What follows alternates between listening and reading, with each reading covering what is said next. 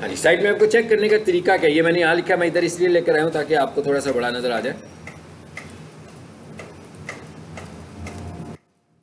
मतलब किसी भी वेबसाइट का नाम लिखें, स्लैश लगाएं और उसके आगे क्या लिख दें, साइट मैप डॉट एक्सएमएल। अब आपको ये तो पता लग रहा होगा कि जो साइट मैप डॉट एक्सएमएल है ये एक फाइल है, ऐसे ही है ना, जैसे हम लिखते होते हैं इंडेक्स डॉट एचटीएमएल, वो भी एक फाइल होती है। अबाउट अस डॉट एचटीएमएल जो मैंने आपको फोल्डर दिया हुआ है, वेबसाइट दी है, उसमें इस तरह फाइलों की सूरत में है ना सारा डाटा, तो इसका मतलब हुआ ये भी एक फाइल है।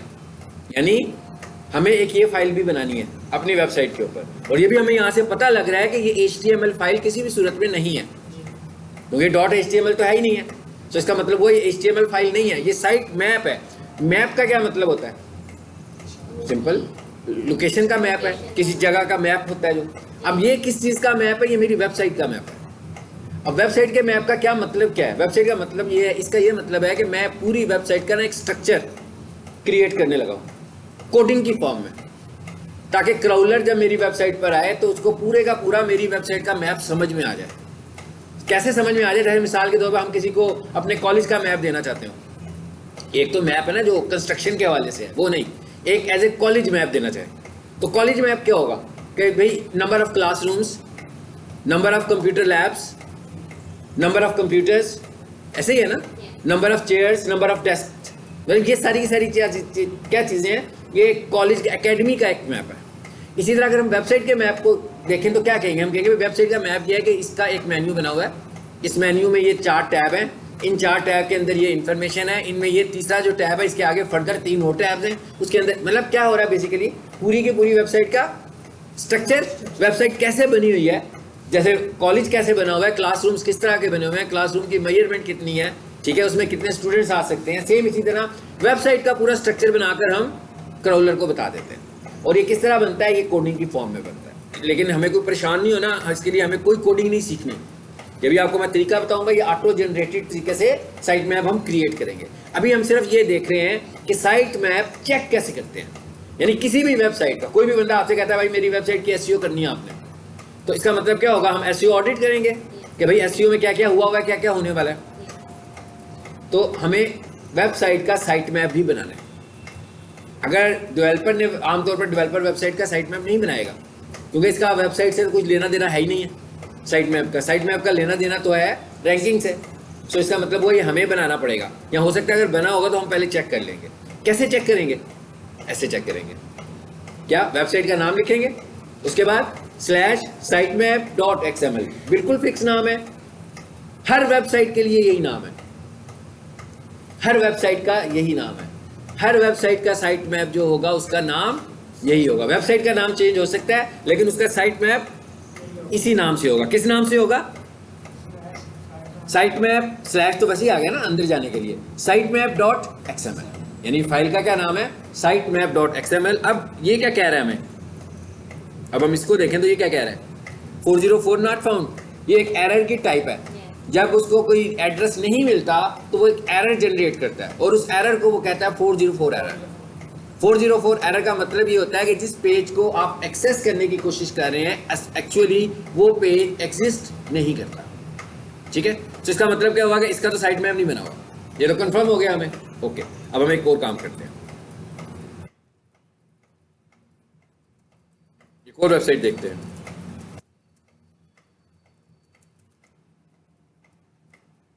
एक और वेबसाइट लिखती, सेम उसी तरह लिखा है मैंने सब कुछ, वेबसाइट का नाम लिखा है और उसके बाद क्या लिखा, slash site map dot XML. अच्छा, अब जरा अपनी वाली वेबसाइट को भी देखते हैं, इसका साइट मैप है,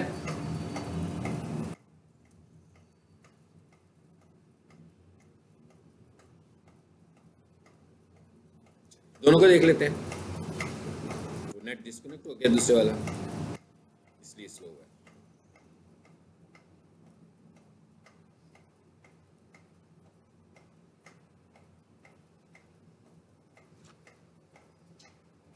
हो गया कनेक्ट,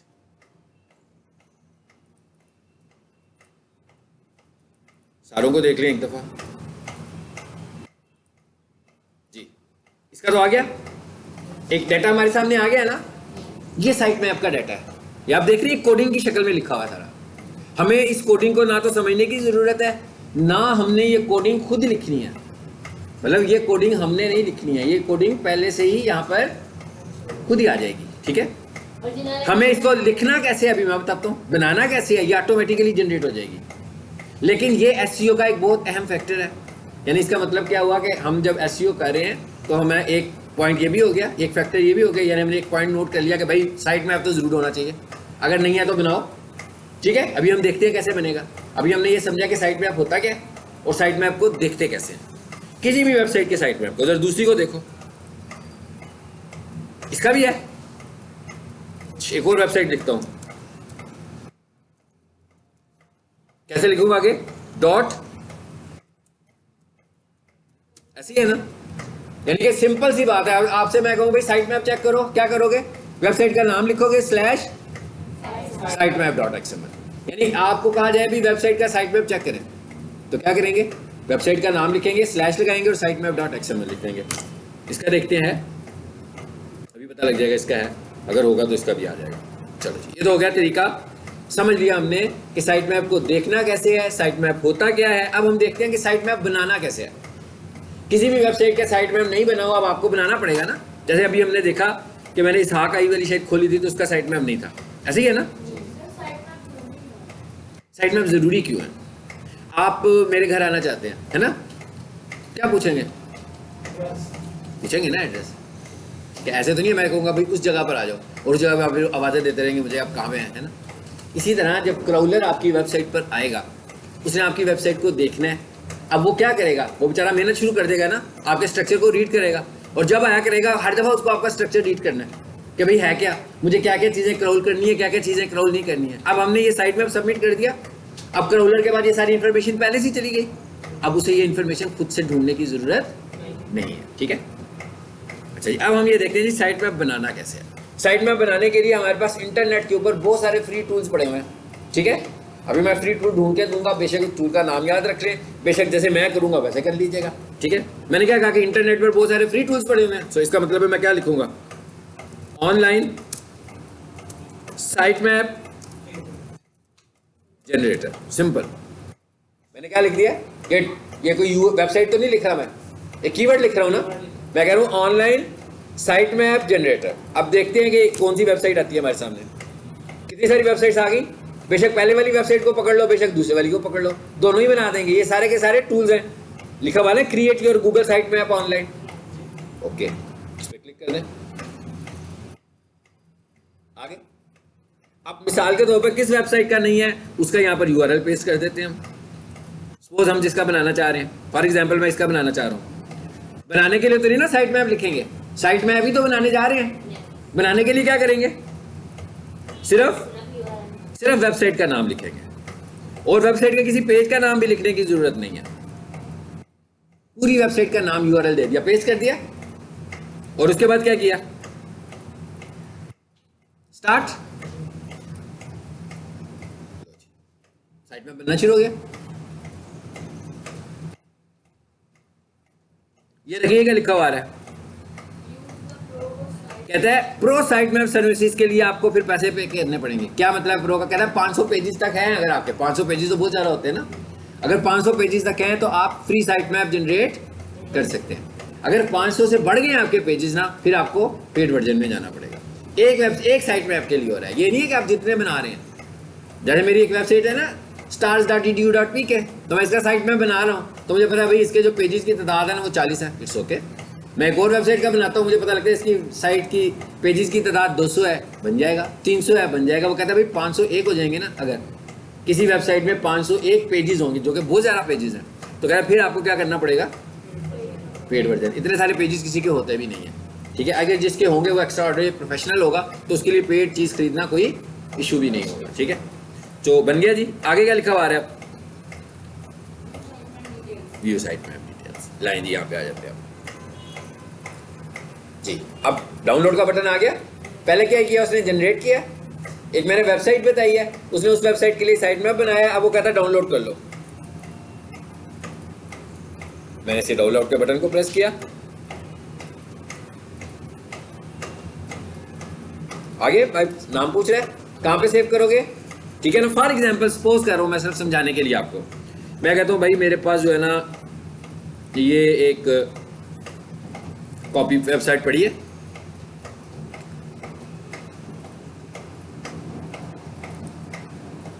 ये क्या था, इसमें बहुत सारी है ना, अलामा साहब न्यू, सोफा वॉशिंग।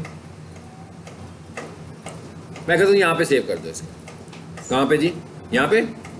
कोई नाम चेंज करने की जरूरत नहीं है। बेसिकली ये क्या है, वेबसाइट का हिस्सा है ना, तो जहां पर आपकी इंडेक्स फाइल पड़ी हुई है, इस फाइल को भी वहीं पे होना चाहिए।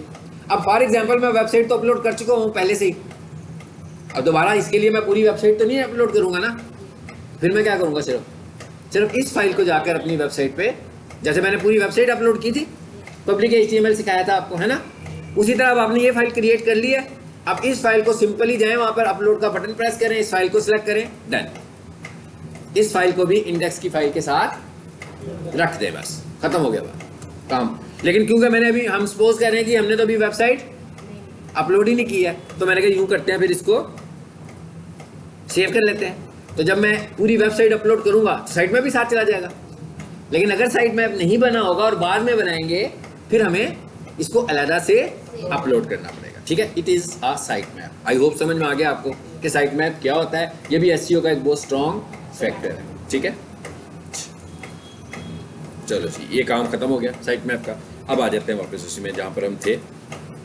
टाइटल वाले को मैं खोलता हूँ, जो खुल गया।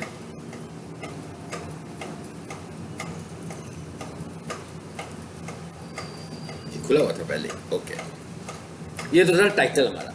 अब आए जरा, हम ये कह रहे हैं भाई हमें बनाना है क्या,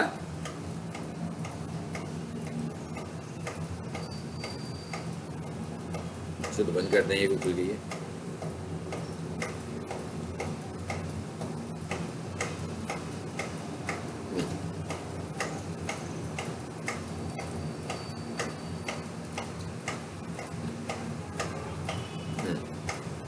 अब कहते हैं ना मेटा की समझ नहीं आई, मैं कहता मेटा आपको बता दूं दोबारा। अब हमने एक वेबसाइट का मेटा डिस्क्रिप्शन लिखना है। फॉर एग्जांपल मैंने क्या बताया था कि टाइटल में और मेटा में फ़र्क क्या है, कल प्रीवियस क्लास में बताया था कि टाइटल जो होता है वो शॉर्ट होता है और उसमें आप मोस्टली फोकस करते हो अपने प्राइमरी कीवर्ड को। प्राइमरी कीवर्ड को फोकस करने का क्या मतलब है, प्राइमरी कीवर्ड को फोकस करने का मतलब ये है क्योंकि वो तो एक ही कीवर्ड है, जगह भी कम है हमारे पास, हम कह रहे हैं 50 से 60 कैरेक्टर्स में भाई पूरा कर लेना है। इसका मतलब है उसमें कोई एक्स्ट्रा इन्फॉर्मेशन लिखेंगे तो गड़बड़ हो जाएगी। आप देख रहे हैं वेबसाइट ऑप्टिमाइज हुई हुई है, जो कीवर्ड है टाइटल में मिलता है, जो कीवर्ड है मेटा डिस्क्रिप्शन में मिलता है, जो कीवर्ड है हेडिंग में मिलता है, जो कीवर्ड है पैराग्राफ में मिल रहा है, और जो कीवर्ड है वो इमेज की ऑप्टिमाइजेशन में मिल रहा है और हाइपर लिंक्स में मिल रहा है। इसी वजह से ये वेबसाइट प्रोफेशनल किचन सबसे ऊपर रैंक करती है कि उसके सारे स्टैंडर्ड जो थे वो मैंने एग्जैक्टली एक ही दफा पूरे किए हुए हैं कि हर जगह पर उस कीवर्ड को लेकर आए हैं। अब इसका मतलब क्या हुआ कि हर जगह पर हम बहुत सारे कीवर्ड तो एक जगह पे नहीं ला सकते ना, क्योंकि इतनी तो जगह ही नहीं है। अब मिसाल के तौर पर मेरे कीवर्ड्स हो 5, क्या मैं 5 टाइटल में कीवर्ड यूज कर सकता हूँ? नहीं कर सकता, इतनी तो जगह ही नहीं है उसके अंदर। हाँ, फिर मुझे करना क्या पड़ेगा, वो प्रीवियस क्लास में मैंने सारी साइंस बता दी थी, यहाँ तो अलग टैब्स में ले जाओ, यहाँ अलग एक्स्ट्रा डोमेन्स में ले जाओ, यहाँ अलग सब डोमेन में ले जाओ, फिर हर अलग भी ऑप्टिमाइज होना शुरू हो जाएगा। ठीक है, अब हम ये कह रहे हैं जनाब हमें ना मेटा डिस्क्रिप्शन ऑप्टिमाइज करना है। ठीक है, मैं यहाँ पर आकर वेबसाइट लिखता हूँ, वही लिख लेते हैं प्रोफेशनल किचन वाली।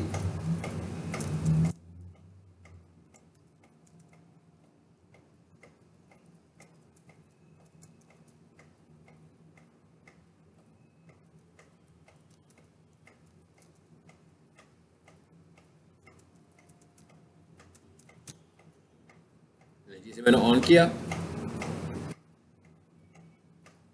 ये कौन सी वेबसाइट है जहां जाकर मैं ये ऑप्टिमाइजेशन करता हूँ, कौन बताएगा? वेबसाइट का नाम क्या है? Do the web. नाम याद रखने हैं आपने, ठीक है। मैं बेशक आपको लिंक्स प्रोवाइड किए हुए, तो बाद में तो लिंक्स ना हो तो आपको तो भूल ही जाएगा सब कुछ। हाँ, इन वेबसाइट्स के भी नाम याद रखने हैं कि कौन सा काम मैं कौन सी साइट पे जाके कर रहा हूँ। ठीक है, चलो आ जाए इधर, आ गया जी। अभी ये लिखा हुआ है, अब इसको समझने की कोशिश कीजिए जरा पहले।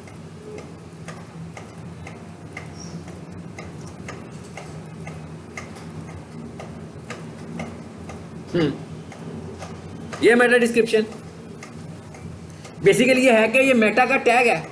असल में ये कहाँ फिट करनी है मुझे, मैं भी आपको बता देता हूँ हमें फिट कहाँ पे करनी है।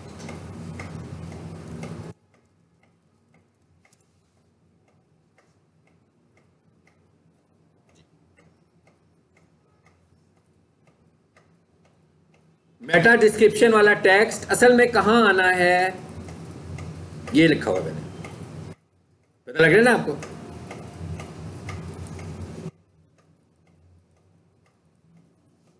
जी, meta name equals to description, content equals to description text. अब बेसिकली किया क्या मैंने, मेरा कीवर्ड क्या था? अब मेटा डिस्क्रिप्शन में जब आप आ गए हैं तो डिस्क्रिप्शन का तो नाम ही पता लग रहा है ना, मेरे को कंटेंट है ये बेसिकली। टाइटल का नाम क्या है? टाइटल का नाम से पता लग जाता है भाई ये कोई हेडिंग है, लेकिन डिस्क्रिप्शन का क्या मतलब है कि ये कोई कंटेंट होगा। लेकिन इसकी लेंथ क्योंकि 170 कैरेक्टर्स तक है तो इसका मतलब है एक्स्ट्राऑर्डिनरी बड़ा तो नहीं हो सकता। बड़ा है, टाइटल की निस्बत तो बड़ा ही है, लेकिन एक्स्ट्राऑर्डिनरी बड़ा नहीं हो सकता। सो हमने कोशिश करनी है कि 170 कैरेक्टर्स में अपने कीवर्ड को इस्तेमाल करते हुए एक खूबसूरत सा कंटेंट लिखें और उसको ऐसे ना फील हो रहा हो कि हम अपना कीवर्ड बताना चाह रहे हैं, बल्कि क्राउलर को ऐसे फील हो जैसे आप अपनी सर्विसेज बताना चाहते हैं और उन सर्विसेज के बताने में आपने अपना कीवर्ड इस्तेमाल किया। मेरी बात समझ में आ गई है? जैसे मैं अभी पढ़ा रहा हूँ, पढ़ाते पढ़ाते अचानक पीक सॉल्यूशन के किसी कोर्स की मार्केटिंग शुरू कर दूँ, ठीक है ना? एक तरीका तो ये है। एक तरीका क्या है, मैं उधर से एंटर हूँ क्लास में और सबसे आकर कहूँ हाँ भाई आप लोगों ने एडमिशन नहीं लिया अभी तक ग्राफिक्स के कोर्स में, अभी अभी तो मार्केटिंग कर रहा हूँ। और अगर मैं पढ़ाते हुए कहूँ कि भाई ये चीज़ सीख रहे हैं, इसके लिए ग्राफिक्स का सीखना बहुत ज़रूरी है, तो दोनों सूरतों में मैंने ग्राफिक्स को कॉल किया ना। एक सूरत में मैंने सीधा सेल करने के लिए कॉल किया, एक सूरत में मैंने आपकी रिक्वायरमेंट बनाकर उसे कॉल किया, तो दोनों बातों में फ़र्क है। इसी तरह जब आपने कंटेंट लिखना है, मेटा कंटेंट लिखना है, तो आपने अपने कीवर्ड को अपने सेंटेंस के अंदर लेकर आना है।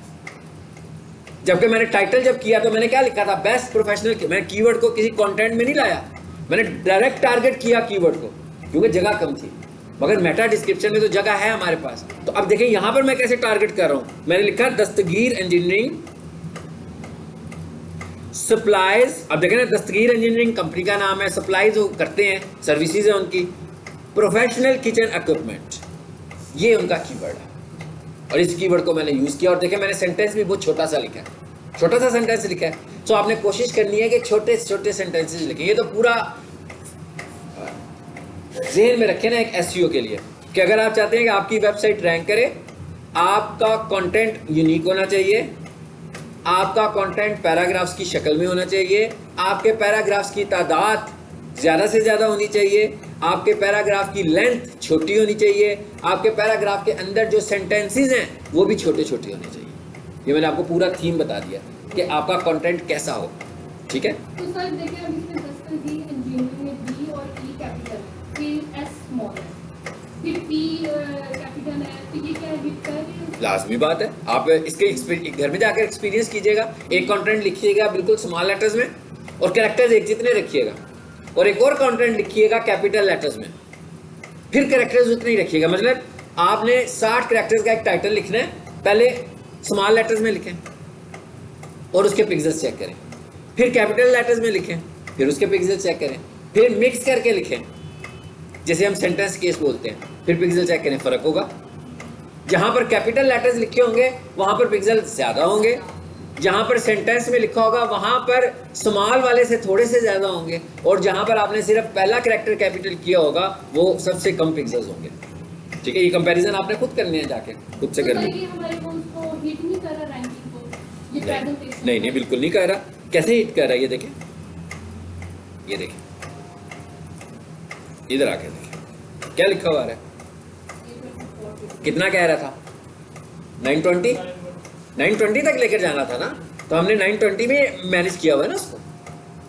अब अगर मैं चाहूँ तो मैं किसी कैरेक्टर को वो कैपिटलाइज भी करना चाहूँ तो कर सकता हूँ, फिलहाल कोई प्रॉब्लम नहीं होगा।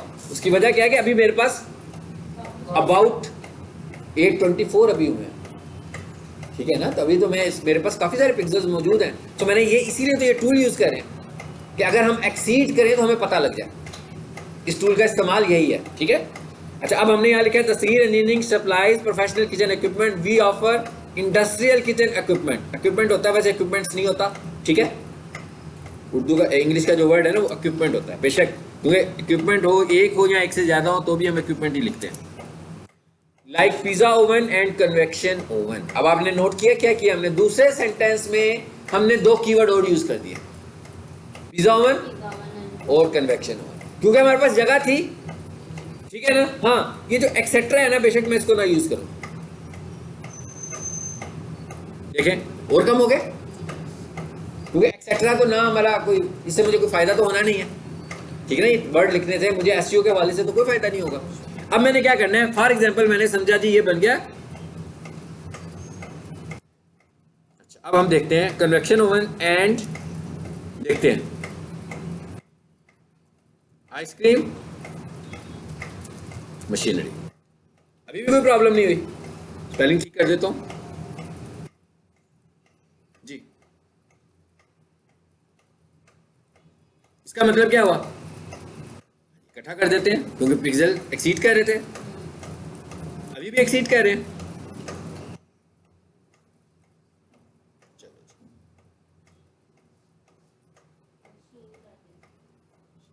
अच्छा, ये मशीन्स कर देते हैं फिर, ठीक है ना। अभी भी है, चलो जी हम इसे छोड़ ही देते हैं, वहीं तक रहने देते हैं, ठीक है।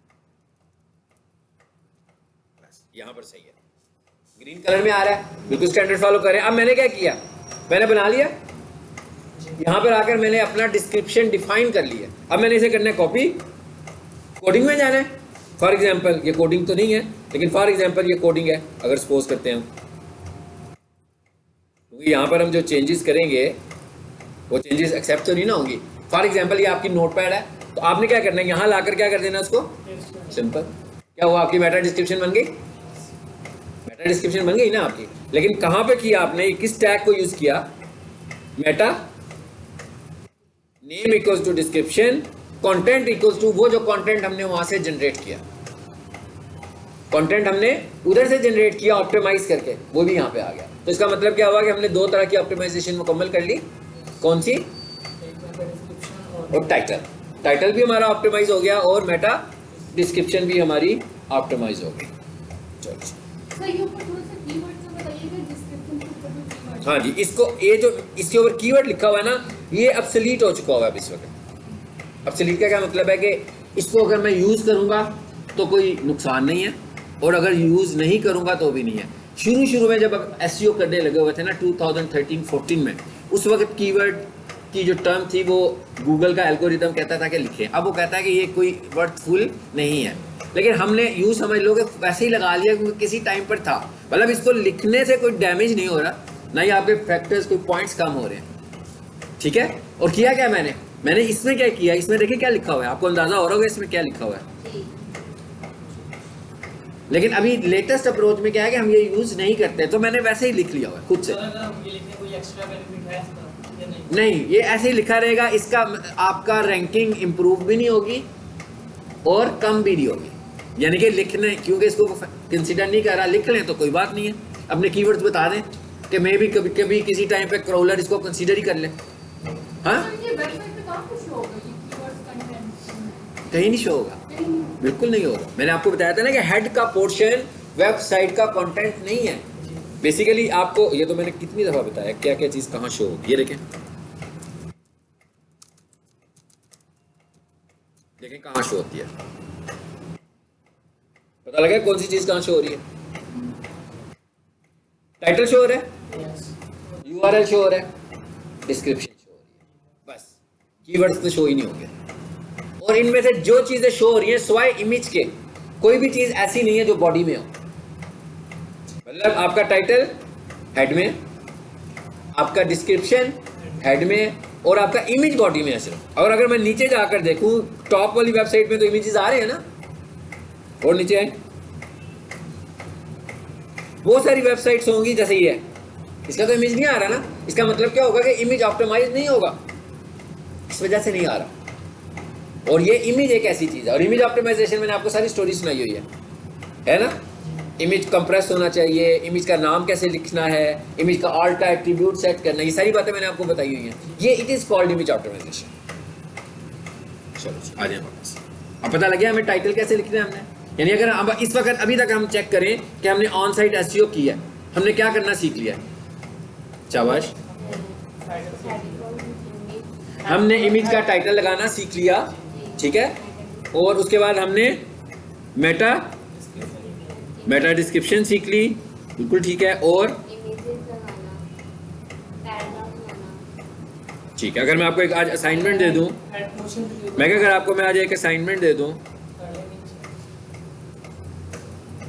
कि आपकी जो वेबसाइट्स हैं, आप ही की जो वेबसाइट्स हैं, उन्हीं के आपने टाइटल, यानी कि असाइनमेंट क्या है, असाइनमेंट ये है कि आप जिस वेबसाइट पे काम कर रहे हैं उसका टाइटल ऑप्टिमाइज कर लें।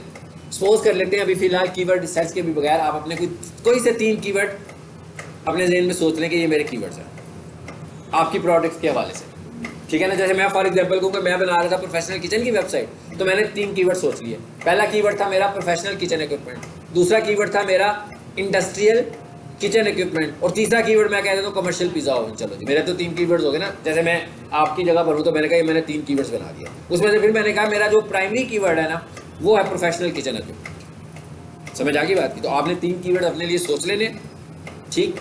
उसके बाद आपने देखना है आपने कहा इनमें से प्राइमरी कीवर्ड कौन सा है। लाजमी बात है जो प्राइमरी कीवर्ड है वही लैंडिंग पेज पे आप फोकस कर रहे होंगे इसको, तो उसके हवाले से आपने टाइटल, मेटा डिस्क्रिप्शन बनाएं, और तीसरे नंबर पर आपने साइट मैप भी मुझे किसी वेबसाइट का बनाकर दिखाना है, ठीक है।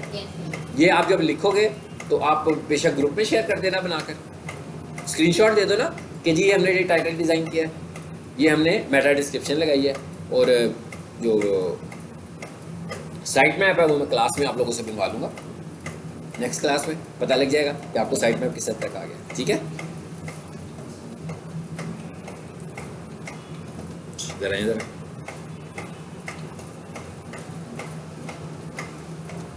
एड्स, गूगल एड्स में जा रहा हूँ मैं। जरा कीवर्ड रिसर्च पे तो कोई काम नहीं कर रहा होगा, मुझे पक्का पता है। आखिरी हिस्सा चल रहा है तो बस चलना दो। आखिरी हिस्सा चल रहा है, ठीक है।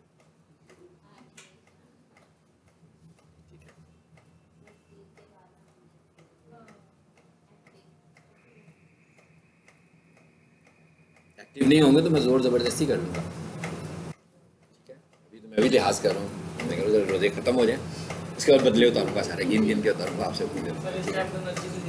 हाँ हाँ जी, एनर्जी भी ज़ीरो हो जाती है। चलिए क्विकली आपको मैं एक चीज़ बताने लगा कीवर्ड रिसर्च के हवाले से।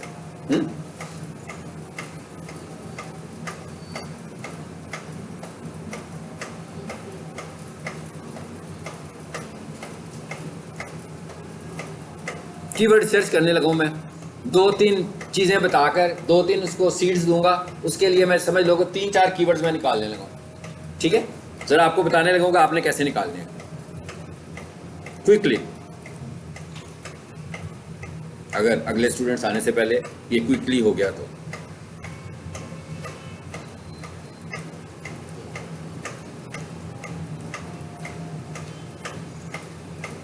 आगे टूल्स में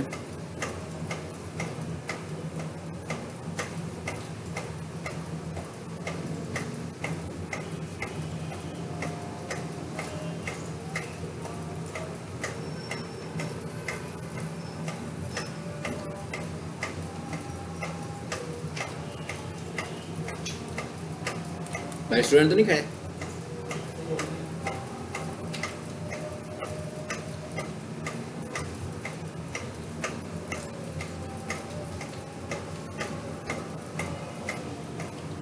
जी, कीवर्ड प्लानर में आ जाए।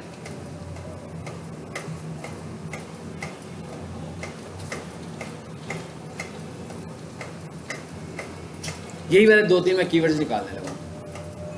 चलो सपोज करते हैं हम ये 3 निकालते हैं, इन 3 के एनालिसिस करके देखते हैं कि इनमें से प्राइमरी कीवर्ड किसको बनाए, ठीक है। क्विक एनालिसिस मतलब अभी फौरी तौर पर करेंगे। यहाँ पे इधर आ जाओ।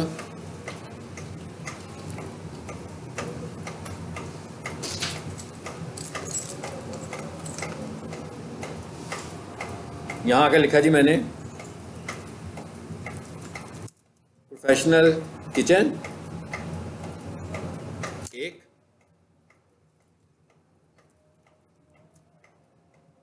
प्रोफेशनल किचन इक्विपमेंट 2 और किचन इक्विपमेंट। चले फॉर एग्जांपल मैंने ये 3 दे दिए उसको, ठीक है। उसके बाद मैं कहता हूँ गेट आइडियाज़। तो अदरवाइज मैं क्या करूँ, कोई वेबसाइट बताकर और ज़्यादा बेहतर आइडियाज़ भी ले सकता हूँ। क्योंकि वेबसाइट बताऊंगा तो उस वेबसाइट के कंटेंट को देख के भी मुझे वो रिकमेंड करेगा। ठीक है, चलो फिलहाल मैं नहीं बता रहा और मैं कहता हूँ गेट आइडियाज।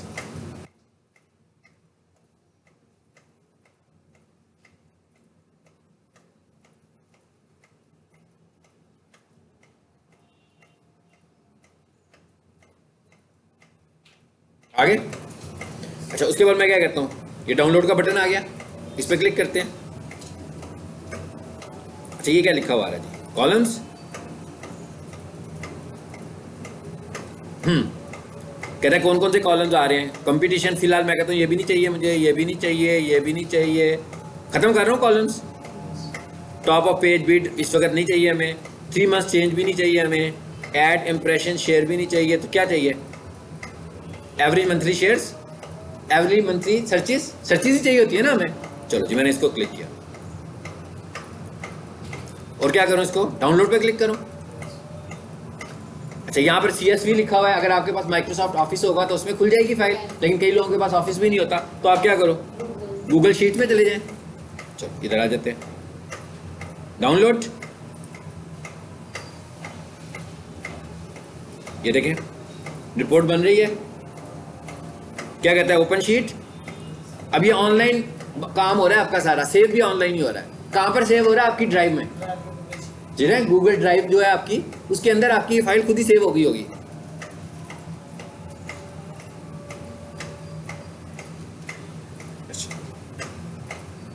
उसने अभी नहीं रिमूव किया, इट्स ओके, कोई बात नहीं है।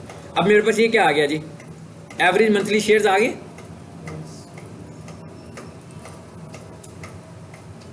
जी। क्या कह रहा है, इसकी 50 है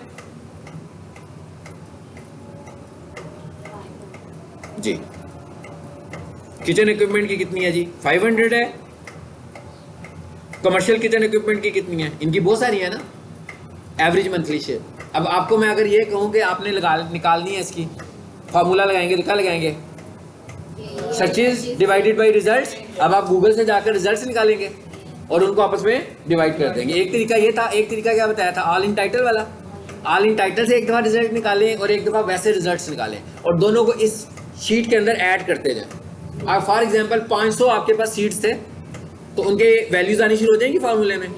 कहाँ पर वैल्यू जाएंगी, सर्चेज डिवाइडेड बाई रिजल्ट्स में वैल्यूज आएंगी। जो बड़ी वैल्यूज होंगी वो अच्छे कीवर्ड्स होंगे, वो बेहतर कीवर्ड्स होंगे, और जो नीचे वाली होंगी वो कम होंगी। इस तरह आपने कीवर्ड रिसर्च मुकम्मल कर दिया। ठीक हो गया, चलो।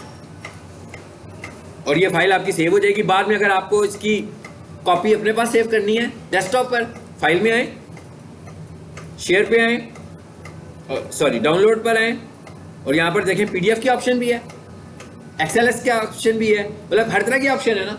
अगर आपने दिखानी है किसी को तो सिर्फ PDF बना दें, अगर आपने एडिट करनी है बाद में तो XLS बना दें। ठीक हो गया, चलो।